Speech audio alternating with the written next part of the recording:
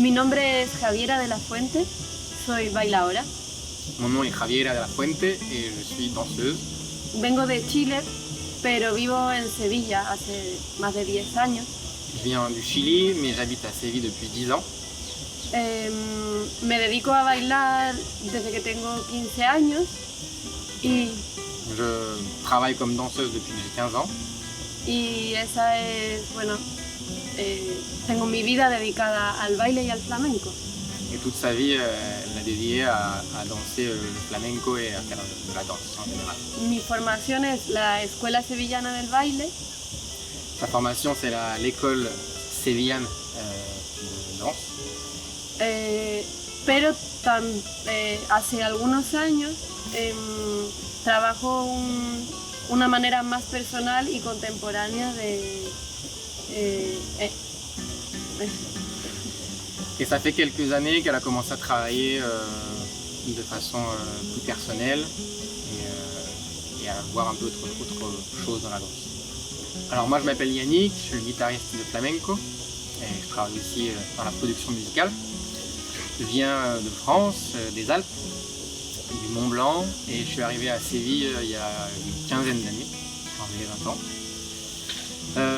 Je faisais déjà du flamenco en France et je suis arrivé ici pour me former, et avec le temps j'ai commencé à travailler ici. J'ai eu la chance d'avoir obtenu une bourse pour être à la fondation Cristina Eren. J'ai pu faire le conservatoire supérieur à Cordoue. Et puis sinon au niveau du travail, j'ai eu la chance de travailler avec les gens d'ici. C'est un peu le berceau de cet art.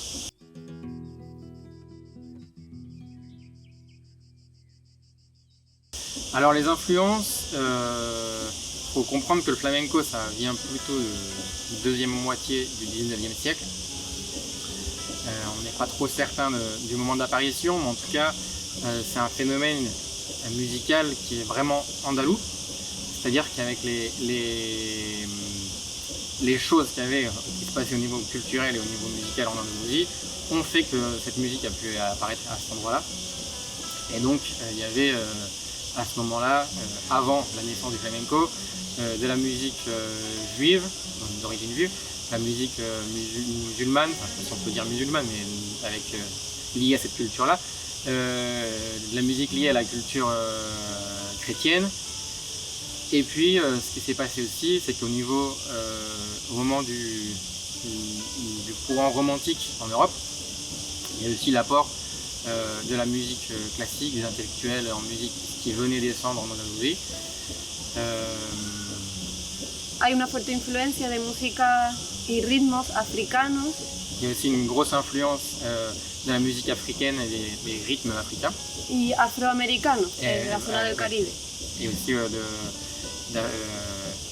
afro-américains d'Amérique latine, des Caraïbes. Sí.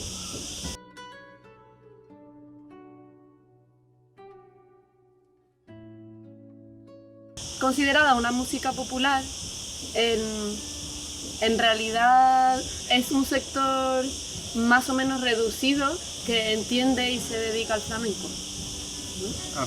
Même si c'est considéré comme une musique populaire, ça reste quand même un pourcentage petit, une portion assez réduite de la population qui en écoute. Et qui en fait c'est encore beaucoup plus petit quoi. Finalement, même si c'est assez visible et c'est quelque chose qui se vend beaucoup à l'étranger notamment, le flamenco il a pas une place énorme et la place qu'il a finalement c'est grâce au fait qu'il génère des sous et que du coup on le fait exister parce que finalement c'est une ressource locale. Mais dans le quotidien des gens, c'est une portion assez faible de gens qui en écoutent vraiment, quoi. Pero yo sí creo que hay como barrios, familias y quizá en ese sentido sí el pueblo gitano sí que lo vive como una cosa más allá de lo professionnel, como una cosa, como una forma de vida. Eso sí. Elle dit aussi qu'il y a certains quartiers ou certains endroits, notamment avec une population gitane plus importante, où il y a vraiment une culture qui est là et que les gens ils le vivent au quotidien et que c'est vraiment implanté. par exemple, il y a des quartiers à Séville, comme la 3000 Viviendas, ou des quartiers comme ça, ou à Jerez de la Frontera, il y a des quartiers entiers où là, il y a une réelle implantation et un vécu du flamenco quasiment au quotidien.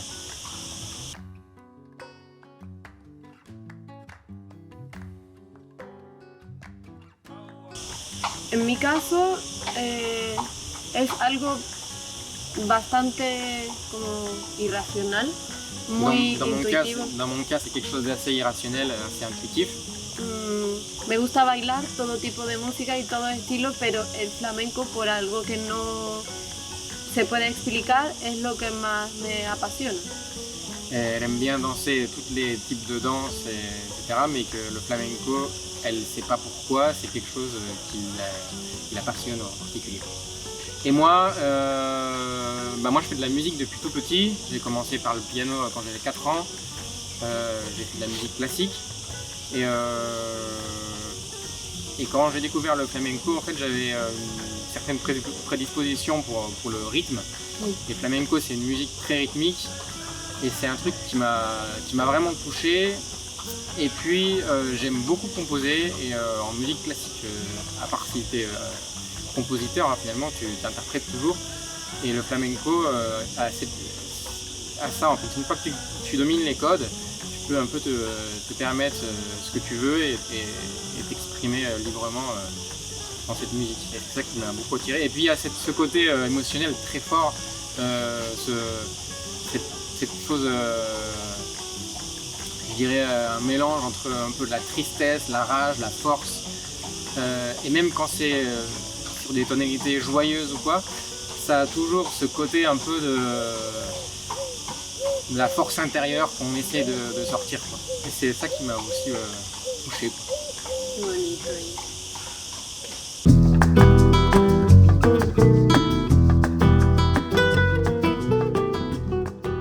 Depende, en realidad, creo que... Ça dépend en réalité. Pero cuando en un formato de tablao que se suele improvisar, en algunos aspectos se improvisa, como todos conocemos un código, ¿no? Y una estructura, puede ser que el baile es el que lleva el pulso y el abrir y cerrar ciertos momentos. Dans la modalité, disons, entre guillemets, tablao, c'est-à-dire c'est sans répète, c'est disons improvisé. Elle dit que c'est quand même souvent la danse qui va imprimer le rythme et qui va fermer ou ouvrir des choses. Voilà, la fin d'une partie ou le début d'une autre partie, etc. Et moi je suis d'accord avec elle. Ce qui est particulier dans le flamenco, c'est que la danseuse ou le danseur, s'il veut par exemple monter le tempo de la danse, il suffit qu'il nous fasse comprendre en imprimant un rythme plus important avec ses pieds. Et ensuite, les musiciens qui sont derrière, ils vont s'adapter au rythme. Si le danseur ou la danseuse veut s'arrêter, nous on va s'arrêter avec. Et on est quand même beaucoup derrière ce que fait la danse. Et puis ça se passe aussi un peu pareil pour le chant. Quand on répète pas, on ne sait pas en fait ce que le chanteur ou la chanteuse va nous chanter. Donc les musiciens écoutent ce qu'est en train de chanter le chanteur et on s'adapte. La danse s'adapte en fonction du chant et la guitare s'adapte aussi pour accompagner et mettre l'harmonie qui correspond à ce que chante le chanteur ou la chanteuse.